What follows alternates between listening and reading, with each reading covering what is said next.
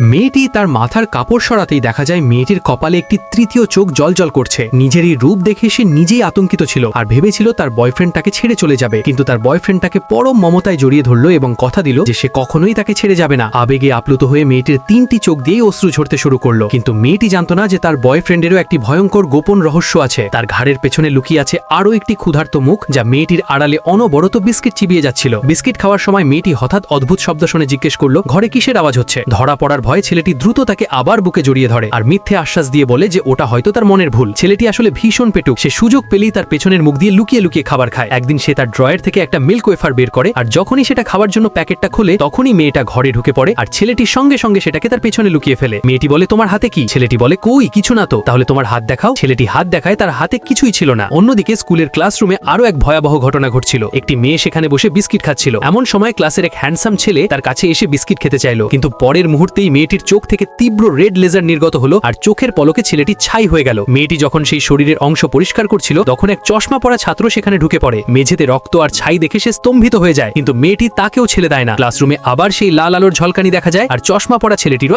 একই করুণ পরিণতি হলো।